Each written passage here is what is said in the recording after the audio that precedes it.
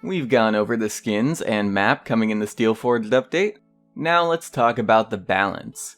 If you look at the patch notes, you can see a lot of this balance was connected to the AoC. Now there's something I want to clear up because there seems to be confusion on AoC balance. We don't decide the specific numbers when it comes to balance. That's all Evil Mojo. And we don't always decide the specific things that get balanced about a character. All we do is bring your feedback to them and offer possible solutions. So first up is some balance to stealth mechanics as a whole. Because like CC immunity used to be, stealth isn't consistent. There were different variables affecting stealth. Stealth can no longer be broken by damage or CC, but damage numbers do pop up when you're hitting a stealthed target. So this is a give-take type thing. Enemies can still have an idea of where you are if they hit you, but if you're able to juke around and make them miss you, you have a way to escape without being seen, even if you've already taken damage. I like it. I definitely want to test out and see how it feels. This wasn't an AoC thing, by the way. This was all Evil Mojo. Now on to character-specific balance. Let's talk about Barik. So you may remember from one of the AoC meeting videos that we talked about Barik and how many of you felt he was lacking in some areas, especially his main weapon. So what they did is they gave Blunderbuss improved damage consistency and reduced falloff. Now I'm all for making his main weapon better, but I have no idea how his main weapon feels yet, so I can't really comment on it. Gotta wait for the PTS to come up first.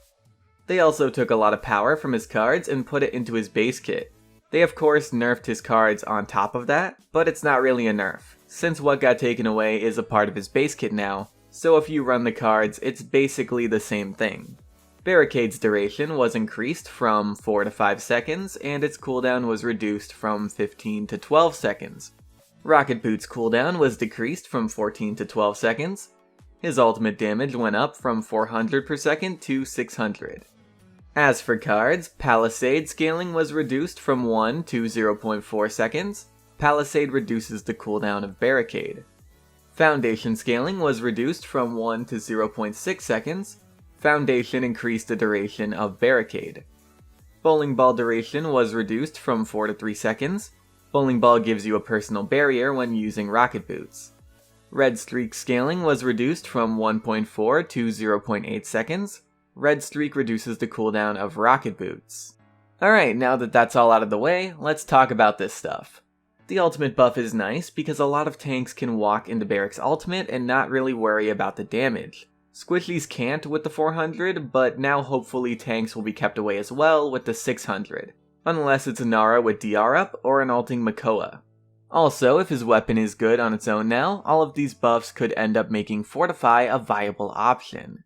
He did get a lot of Barricade buffs to his base kit, so now you don't really have to put loadout points into Barricade cards.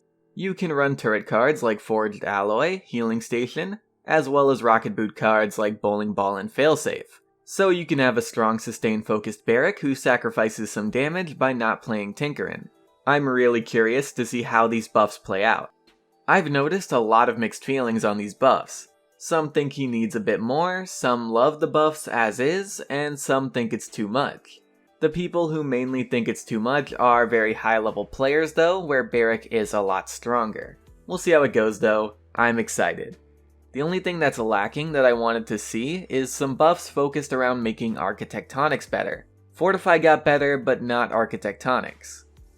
Buck had his ammo increased from 4 to 5. This is something I've seen players ask for a lot. I did actually suggest this at one point in the AoC Discord.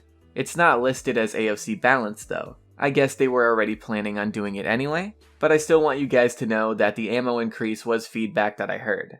Many think that Buck needs a bit more love. I agree, but for now, at least there's this. Furia is getting a Cherish buff. The talent will now also give 300% bonus range to her Kindle Soul. Okay, so this is something I pushed for quite a bit. I think I brought it up at least 4 times. I know Hyuga brought it up at least once or twice too, and one of the times I brought it up I had AoC members agree with it. The original nerf to her Kindle Soul range was reducing it from 175 to 120, and that hit her pretty hard. I remember a lot of Furia players really didn't like how it felt.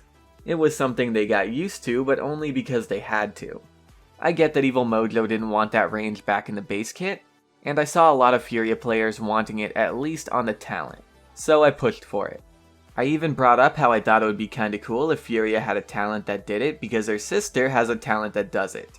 I guess Martini liked that because he talked about it on the patch preview, and in the patch notes it says, "The healing bonus on this talent was not the only thing that Furia needed to create a Kindle Soul focused build. Also, her sister had a range increase and Furia was jealous." That's really in there, yeah, and it's funny. I love that they added that. But yeah, I feel like this will really help the talent get picked more. More range is something I feel is going to help a lot and make it so there's a real choice between it and Solar Blessing. Do you want your right clicks to be more effective since they're more reliable? Or do you want to take the risk of using Solar Blessing because it offers very powerful healing if the beam is landed? I really wanted Furia players to feel like they aren't locked into Solar Blessing because it is a very frustrating talent for everyone involved if you're not on comms. Also, I wasn't expecting a whopping 300% increase, I really wasn't, but I'm not complaining. Her range is going to be way farther than it was before the first nerf. I cannot wait. Imani. So many people wanted to be able to swap stances more often. This was something Hyuga brought up. So what they did is they reduced the elemental shift cooldown from 8 to 10 seconds. So if you run the 5-second reduction card, you can be swapping stances every 3 seconds. I think that's pretty cool. As for Frost Bomb, this has been a very frustrating ability for people to deal with. What they ended up doing is reducing the projectile speed of Frost Bomb from 60 to 40 in order to make it a bit harder to confirm. They also went a step further and reworked Permafrost. Permafrost at level 5 could increase the root duration from 1.5 to 2.5 seconds, and this card is so hated and so frustrating. I am so very happy they got rid of it. I don't mind the base root, but 2.5 seconds is nuts. Now Permafrost will increase the speed of Frost Bomb by 12% per level, so if you want to make the ability more confirmable, you can run that card. I am so glad Permafrost is reworked, really I am. If they didn't do this update, I would have done my best to get them to do it next update. Really fair balance for Imani. This helps bring her ice kit down and makes her a lot less frustrating. Now for Lian. You guys know how vocal I've been about this one. Hyuga has been as well, Just a Colombian too. Lian's ability to spam her presence is too much. Hitting one target gives you a 3-second cooldown on it. The build needed to be tuned down. It does take skill, but it greatly over-rewards skill. Most of the community was begging for Lian nerfs. Very few people felt like the build was okay. So what they did is they reduced the scaling of Heraldry, the card that reduces the cooldown of presence when you hit an enemy, from 1.5 to 1 second. So now if you hit one enemy, you get a 5-second cooldown.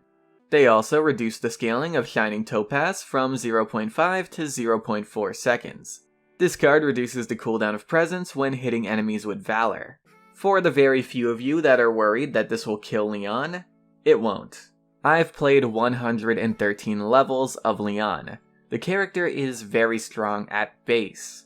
You could strip her of her talents and she would probably still be as strong as Victor. At least on PC, console is a different story. Alacrity is a good talent, Precision is now a good talent, and the Eminence build will still greatly reduce your cooldown. It just won't be so oppressive for others. Lian will be perfectly fine, I assure you. Victor is getting a cardio buff. Real Blue TV brought up in an AoC meeting that cardio couldn't really stand up to shrapnel or burst mode. So what's happening is that they're buffing cardio from 250 healing per second to 400 per second. So the healing is definitely going to be a lot stronger. I'm curious if it'll really end up being picked over the other two talents though. You do still give up a lot of damage for a talent that can easily be cauterized away.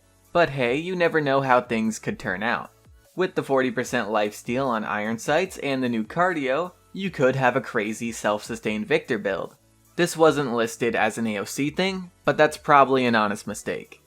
That's it for balance. I think the balance in this update is all pretty good.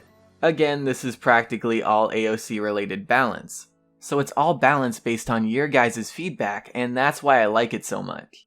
It's your voice having a direct impact on the game you play.